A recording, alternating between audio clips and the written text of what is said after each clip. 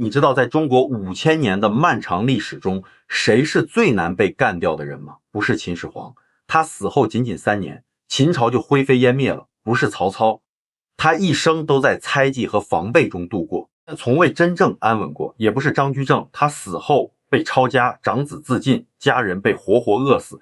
这个人是一个叫范蠡的男人，他帮助越王勾践卧薪尝胆，灭掉吴国，称霸天下。攻城之后，他转身就走了，连一封完整的辞职信都没有写完。他3次白手起家，经商成为当时的全国首富。他又3次把万贯家财全部散尽，分给宗族乡亲，然后他又赚回来了，而且一次比一次赚得多。更让人难以置信的是，他活到了88岁，寿终正寝，子孙延绵不绝。在这片古老的土地上，功高震主往往是死罪，富可敌国也常常是死罪，名满天下依然是死罪。范蠡把这3样全都占齐了，可他却安然老死在家中。他的棺椁入土的那一天，太湖边上站满了自发赶来送行的百姓，没有人哭泣，人们只是静静地看着那叶扁舟缓缓飘回他当年出发的渡口，他究竟是怎么做到的？2500年来，无数的人研究过范蠡，学者研读他的治国方略，商人揣摩他的经营之道，文人感叹他的豁达与通透。可很少有人知道，晚年的范蠡在太湖边对儿子说了一段话。这段话记录在《越绝书》的残卷里，零零星星只有几百个字，可就是这几百个字，被一位钻研先秦史的老先生称为中国人活命的终极密码。他说，范蠡把一生走过的所有弯路，躲过的所有杀机，咽下的所有委屈，最终熬成了4味药。这4味药不治身上的病，专治命里的劫数。今天我们不谈兵法，也不议权谋，我想带你回到2500年前，回到那个烟波浩渺的太湖边，去听一位88岁的老人在人生最后时刻留下的4句话。范蠡临终前说的第一个字是口。他告诉守在床边的儿子，人这一辈子最容易招惹灾祸的，从来不是刀枪棍棒，而是自己的这张嘴。刀剑砍在人的身上，伤口还能慢慢愈合，还能看得见流血的痕迹。可是嘴巴要是杀了人，连一道伤口都看不见，而且你死后连申诉的机会都没有。儿子就问，父亲您这一生周旋于君王权臣对手小人之间，可曾因为言语不当而获罪吗？范蠡没有直接回答，他讲了一个人的故事。春秋时期，晋国有一位大夫，他的家族极其显赫，战功赫赫。在一次关键的战役中，他率军击败了敌军的主力，还俘虏了对方国君的儿子，凭此一战封侯。回国之后，国君设宴犒赏3军，这位大夫坐在第1排最显眼的位置。酒过3巡，国君当面夸赞他说，爱卿真是国家的栋梁之臣啊。这位大夫赶紧起身谢恩，可是在躬身行礼的时候，他顺势又多说了一句，他说，臣哪里敢担当这样的美誉呢？不过臣常常在心里想，如果当年先君能够早些重用，臣那20年前那场败仗根本就不会发生。话音落下，整个宴席大厅里一片死寂。他口中提到的那位先君是现任国君的祖父，他提到的那场败仗是晋国输给楚国的一场奇耻大辱。他只用了1句话就同时办了3件事。第一件，贬低了已经去世的国君；第二件，影射现任的国君不如祖父那样英明；第三件，顺带着把满朝的文武大臣都称成了毫无用处的废物。这个人其实非常聪明，他以为自己不过是在陈述一个客观事实罢了。可是3年之后，这个家族被满门灭族。他在临死之前才终于明白，有些话即便他是真的，也绝对不能说出口。范蠡讲完这个故事，看着儿子慢慢的说道，说话的价值从来不在真假，而在于时机。一句真话如果放在了错误的时辰说出口，比一句假话更让人记恨。其实范蠡自己年轻的时候也踩过同样的坑。那是在越国刚刚战败的时候，吴王夫差把越王勾践扣押在姑苏当奴隶，范蠡作为臣子陪同勾践一起入伍为奴，日夜小心伺候，不敢有丝毫的差错。有一天夫差心情不错，就问范蠡，越王他心里可曾怨恨过寡人吗？这个问题问的是勾践，可如果回答的不好，死的就是他们2个人。范蠡没有傻到直接说不怨，那是彻头彻尾的假话。夫差根本不会相信，他也没有正面回答愿或者不愿。他开口说的第一句话是：臣不敢去揣度主君的心思，但臣自己唯有祝愿大王福寿绵长。他巧妙地把话题从勾践身上摘了出去，同时又把夫差高高地捧了起来，既没有出卖自己的主公勾践，也没有激怒多疑的夫差，这绝对不是圆滑，这是他在千钧一发的关口，把冲到嘴边的真话反复咀嚼了3遍，吐出来的只剩下了7分。儿子问父亲：那剩下的3分话呢？范蠡望着窗外茫茫的太湖，缓缓地说：那3分话呀，被我生生咽下去了。咽下去的时候确实苦，苦得钻心，可吞下去之后回味起来，喉头却是甜的。这就是范蠡留下的第一味药，叫慎言。开口之前一定要逼着自己问清楚3句话。第一句，这话真的是非说不可吗？第二句，这话眼下这个节骨眼说合适吗？第3句，这话由我这张嘴来说妥当吗？把这3个问题老老实实的问完，10句话里面至少有那么6句你就再也不想说了，剩下的那4句话你再慢慢说也不迟。一个人如果连自己的嘴都管不住，那他就根本不可能管住自己的命运。范蠡又给儿子讲了一个他亲眼见过的例子，那是他在齐国经商的时候应识一个贩卖丝绸的商人。这个商人的生意做得很大，整个临淄城有一半的丝绸铺子都是他的。这个人脑子极快，什么东西一学就会，什么行情一看就准。可他就是有一个改不掉的毛病，喜欢在酒桌上逞口舌之快。有一回，他在一次商会宴席上多喝了几杯，当着一大群同行的面开始吹嘘自己怎么通过贿赂关卡官员来偷逃税款。他说的眉飞色舞，把每一个细节都抖落得干干净净。旁边有人劝他少说2句，他反而哈哈大笑，拍着桌子说：怕什么，在座的都是自己人。结果不出1个月，他说的那些话就传到了官员的耳朵里，他的铺子被全部查封，家产被全部充公，他自己也被打入大牢。范蠡感叹道：酒桌上的每一句醉话都可能在将来的某一天变成呈堂证供。你以为在场的都是朋友，可你永远不知道哪一句无心之言会变成别人手里对付你的刀子。管住嘴，不是在别人面前装哑巴，而是要在心里给自己装一道闸门，什么话该说，什么话不该说，什么话只能说到这里为止。这些分寸你要拿捏得死死的。范蠡说的第2个字是贪，他告诫儿子，人这一辈子能装下多少福气是有个定数的。你总觉得盆子越大，装的东西就能越多，可你有没有想过，盆子大1分，盆壁就薄1寸。贪求到了尽头，盆底一旦穿透了，你什么东西都留不住。他问儿子：你知不知道咱们家这个陶朱公的名号是怎么来的吗？儿子回答说：父亲您定居在陶地，自称是朱公，天下人就尊称您为陶朱公。范蠡摇了摇头说：那只是表面的意思，真正的根子在这个陶字本身。陶用作动词是烧制瓦器的过程，用作名词是盛放东西的器皿。可器皿太大了，就极其容易碎裂，裂了就是陶的最终归途。接着他讲了一个发生在齐国的故事。齐威王的时候，都城临淄有个人以养马起家，这个人有一个绝活，就是特别会相马。任何一匹马从他眼前走过去，他就能精准说出这匹马3岁时受过什么外伤，5岁时落下过什么病根，8岁时体能的极限在哪里。凭着这手本事，他当上了齐国掌管马政的总管，积累了惊人的财富，可以说是富可敌国。这个人什么都好，偏偏就只有一个毛病，他容忍不了任何一匹马离开自己的马厩。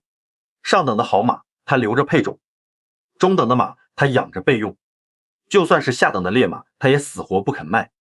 总说万一哪天能用得上呢？他的马厩于是越盖越多，从临淄城的东边一直盖到了城西。他手里的马匹从最初的1000匹慢慢养到了8000匹。结果有一年大瘟疫传遍了齐国的全境，这个人的马厩里马匹实在太多太密集了，瘟疫一到8000匹马，在极短的时间里死了7999匹。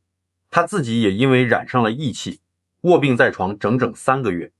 在病榻上，他对儿子说了最后的悔悟：我这辈子啊，光想着怎么得到，从来没算过怎么存，留不住的东西到手了，终究也是白忙一场。范蠡对儿子说，我这一生3次散尽家财，不是因为我这个人不爱钱财，恰恰是因为太爱了，爱到了害怕他会害了我的地步，所以我才会先把手放开。儿子小心翼翼地问，散财的那一刻，难道心不疼吗？范蠡笑了，说疼当然疼，就像拿刀割自己身上的肉一样疼。可是割完了你才会知道，原来那块肉根本就不是我的，是老天爷暂时借给我揣在怀里，看看我到底揣不揣得住。你要是真能揣得住，他迟早还会再回来。你要是揣不住，那他就是来替你办后事的。范蠡为了让儿子彻底明白贪字的厉害，又讲了第二个故事。这个故事发生在楚国。楚国有一个铸剑师，手艺极其高超，他铸出来的宝剑可以削铁如泥，各国的贵族都争着出高价来买他的剑。起初他一年只铸2把剑，每一把都是精品中的精品，能卖到上千两黄金。后来他渐渐不满足了，他想，既然供不应求，那我为什么不一年铸20把呢？于是他开始大量收徒弟，扩建作坊，日夜赶工，产量是上去了。可是每一把剑的质量却直线下降。以前他的剑能一剑砍断3层铁甲，后来连一块木板都劈不利索。那些贵族买家发现自己上了当，纷纷要求退货退款。他的名声一落千丈，最后连一把剑都卖不出去了。他的作坊倒闭，徒弟散尽，他又变回了一个穷光蛋。范蠡讲完这个故事，对儿子说，贪字头上一把刀，这把刀砍的不是别人，砍的是你自己的根基。很多人以为贪就是贪钱，其实贪的范围比这广得多。你贪图虚名也是一种贪，你贪图别人的认可也是一种贪，你贪图一时的快活同样是一种贪。所有超出你能力和福分范围之外的东西，你只要起了贪念，那就是在给自己埋雷。为什么我每次散财都能再赚回来？因为我散掉的是钱财本身，我留下的是赚钱的本事和看人的眼光。那些真正值钱的东西，老天爷是收不走的。这就是范蠡留下的第2味药，叫节欲。想要什么东西之前，先强制自己等上3天，3天之后如果还想要，那就再等上3天。等熬过了这9天，你会发现你要的那个东西，要么你已经完全不想要了，要么它会换一种让你付出代价更小的方式来到你手里。冲动从来都是魔鬼欲望的底色，是陷阱。凡事留3分余地，天道才敢把厚重的福气压在你的身上。范蠡特别叮嘱儿子，一个人最危险的时候，不是穷困潦倒的时候，而是突然暴富或者突然手握大权的时候。因为那个时候你的欲望会被无限放大，你会觉得自己无所不能，什么都可以得到。可恰恰就是这种错觉，会让你把所有积累下来的福报一夜之间全部败光。范蠡说的第3个字是骄。他忽然问守在床边的儿子，你知不知道这世上什么样的人死得最快？儿子想了想回答，大概是那些没有能力的人吧。范蠡摇了摇头，儿子又猜，那就是树敌太多的人吧。范蠡还是摇头，他抬起手，颤巍巍地指了指太湖边上那棵100年的老樟树，说，你看看那棵树上最粗壮的那根枝丫，是不是在去年的那场大风里被折断了？儿子点了点头。范蠡说，他之所以断了，不是因为风太大，而是因为他打心底里以为自己绝对不会断。战国初年，魏国有一位声名显赫的大将军，他曾经在北方击败过韩赵2国的联军，也曾经率军攻取了赵国的重镇。魏国的国君把他看作是镇国重器。这位大将军的门下养着一个极其厉害的年轻人，这个人就是后来大名鼎鼎的变法者商鞅。等到大将军病重垂危的时候，国君亲自上门探望他。老将军撑着最后的一口气，拼命向国君举荐，臣发现了一个奇才，可以接替臣的位置，这个人就在臣的门下。如果大王您打算重用他，魏国必兴；如果大王您不想用他，请您务必立刻把他杀掉，千万不要让他活着离开魏国。国君当时以为他是病糊涂了，在说胡话，只是敷衍的点了点头，转身就把这事儿给忘了。老将军死后，那个年轻人就向西跑到了秦国，秦王重用他来推行变法。20年后，秦国铁骑东出函谷关，首战就直扑魏国。魏国国君的儿子被逼得割让了大片的土地求和，把都城都迁走了，从此一蹶不振。那位老将军傻吗？一点都不傻。他在临终的时候清清楚楚看到了20年后的可怕危局，也找到了破解危局唯一的那把钥匙。可他偏偏输在了一个骄字上。他太骄傲于自己那双慧眼识人的名声了，他不忍心亲手杀死自己发掘出来的人才。他以为只要把这个难题丢给国君，自己就算尽到了忠臣的责任。他没有咬牙说第二遍，他没有在仪表里写清楚其中的利害关系，他更没有做任何一件让那个年轻人怨恨自己的事。他就那样用一副谦谦君子的优雅姿态给魏国挖好了坟墓。范蠡叹息着说，我年轻的时候难道不也是犯过这种错吗？当初越王勾践刚刚灭掉吴国，越国上下是一片狂喜。同为功臣的文种就问范蠡，我们苦苦熬了20年，如今大仇终于得报，你为什么反而面带忧色呢？范蠡当时只说了一句，大王的眼神变了。以前他看夫差的时候眼里全是恨意，如今他看我们的时候眼里却藏着怕。一个人恨你，你还可以继续建功立业，让他服气。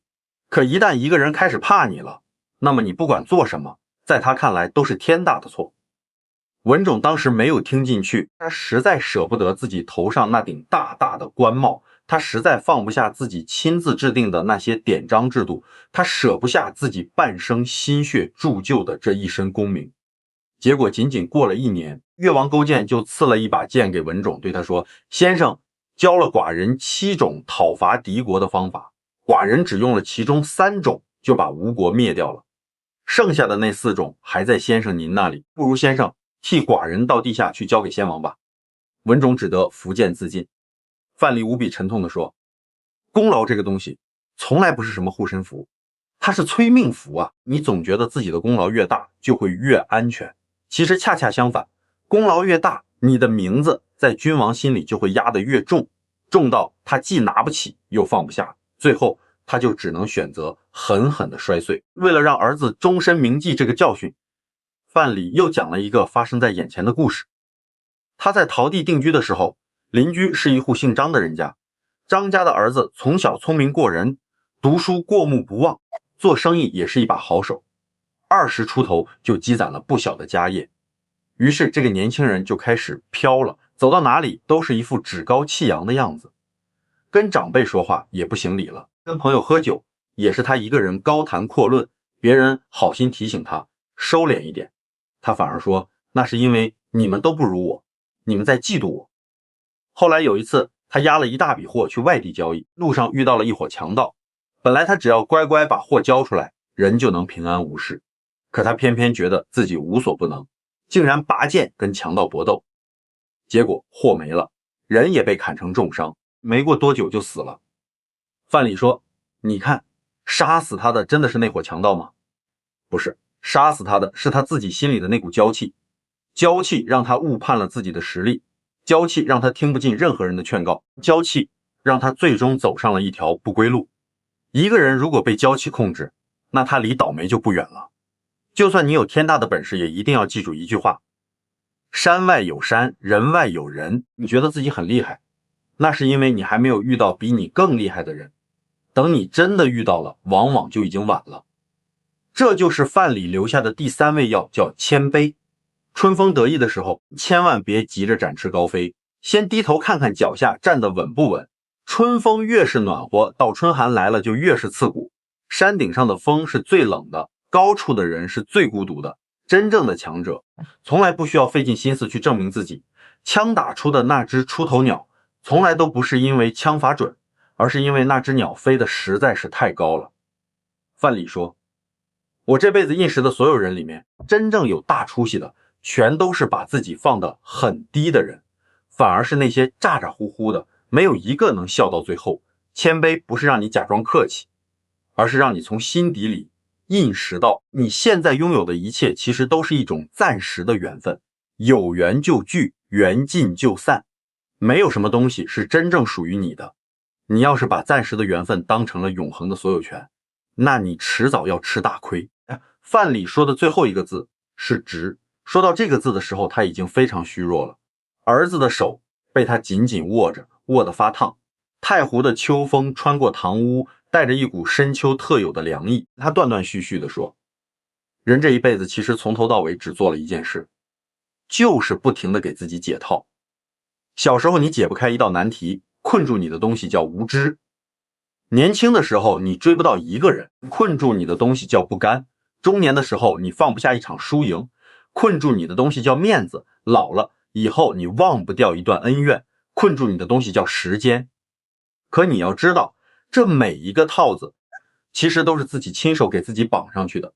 他讲了一个流传很广的故事，楚国有个农夫在山中得到了一块未经雕琢的璞玉，他恭恭敬敬地献给了当时的楚王。楚王让宫里的玉匠来鉴定，玉匠漫不经心地说，这就是块普通的石头。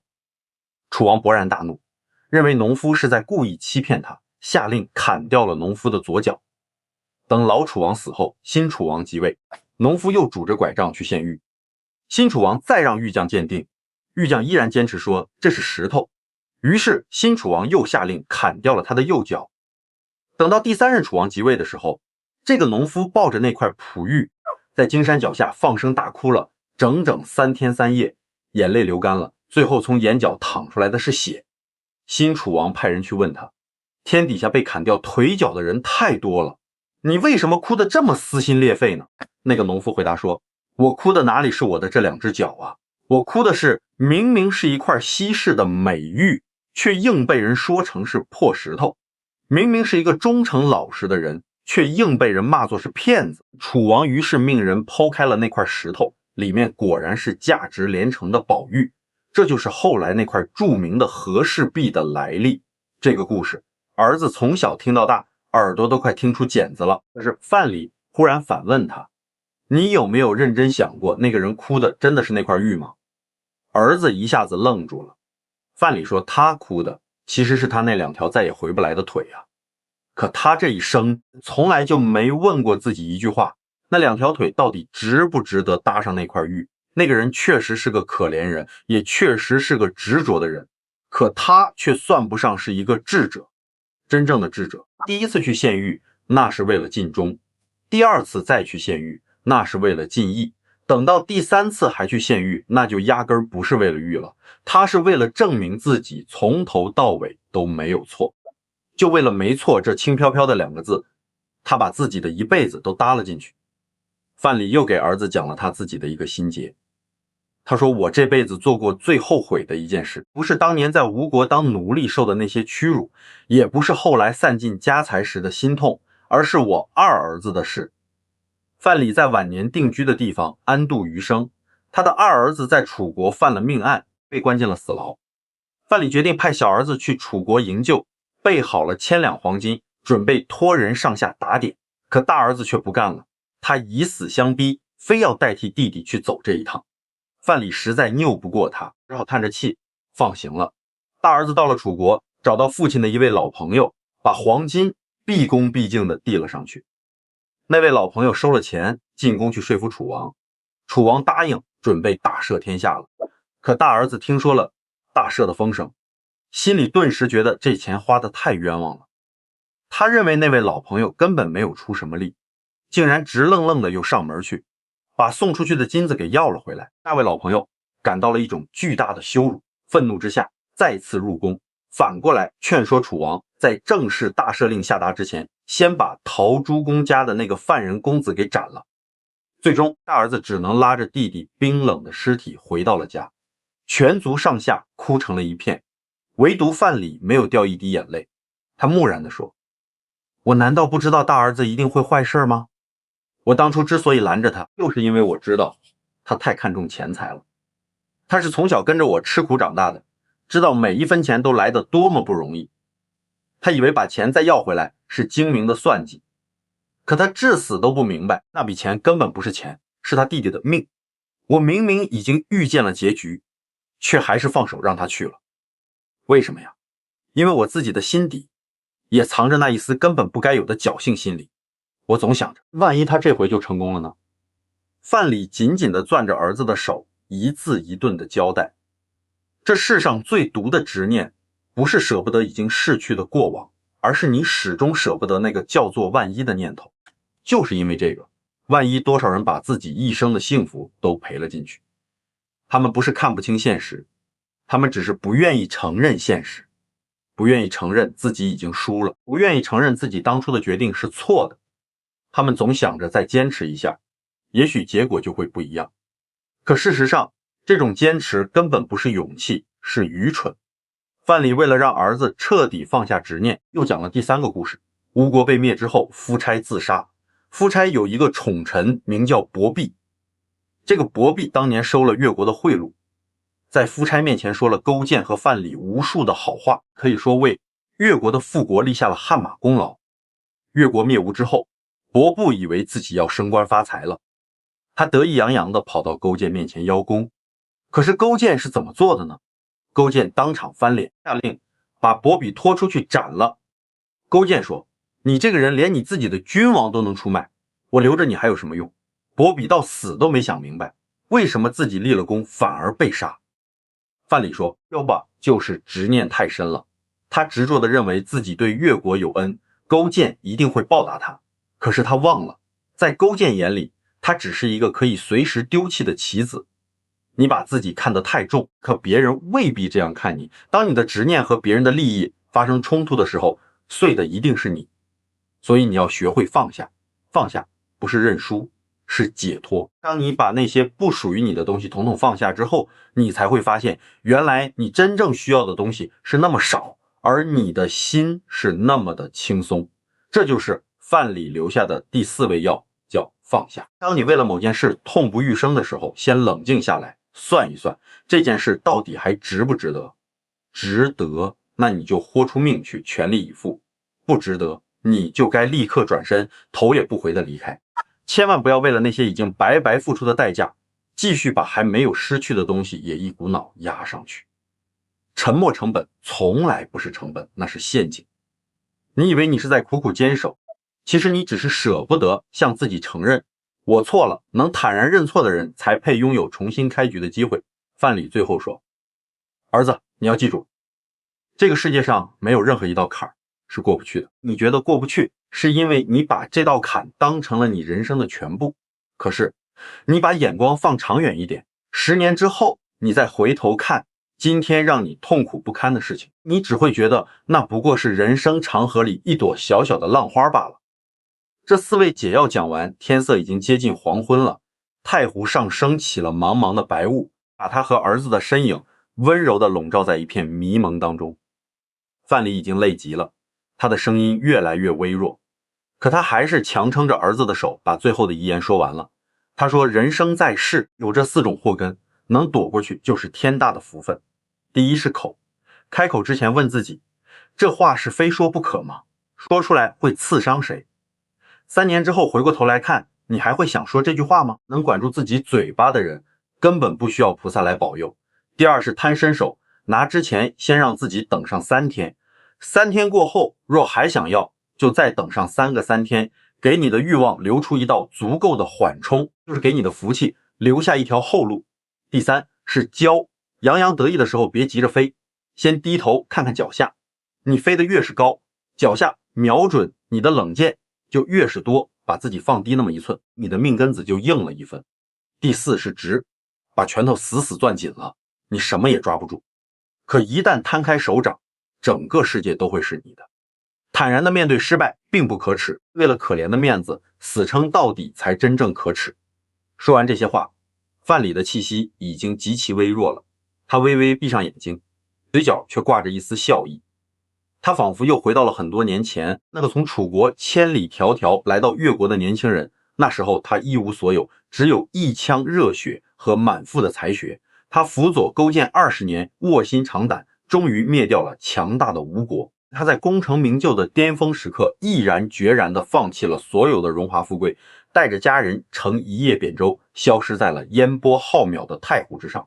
他化名陶朱公，从零开始经商，3次成为天下首富，又3次散尽家财。他这一生经历过最深的苦难，也享受过最高的荣耀。他看过人性中最阴暗的角落，也感受过人间最真挚的温情。而这一切到最后都化成了这4句简简单单的话。2500年的光阴过去了，太湖的水涨了又落，姑苏的城毁了又建。那些曾经让范蠡如履薄冰的君王、权臣、对手、小人，早就已经化作了一把黄土。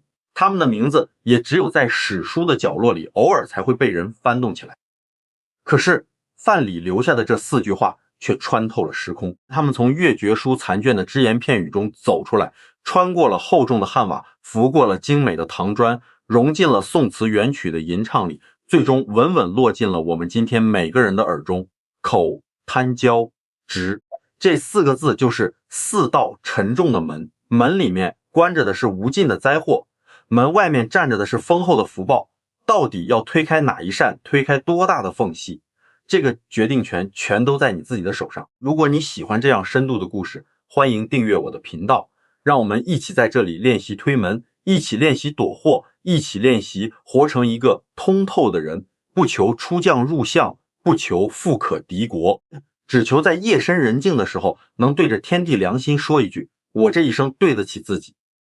最后我很想问你一个问题，这4味解药你现在最缺的是哪一味呢？可以在评论区留下那一个字，不用过多解释，那一个字就是你接下来这段日子最该修行的功课。我们下期再会。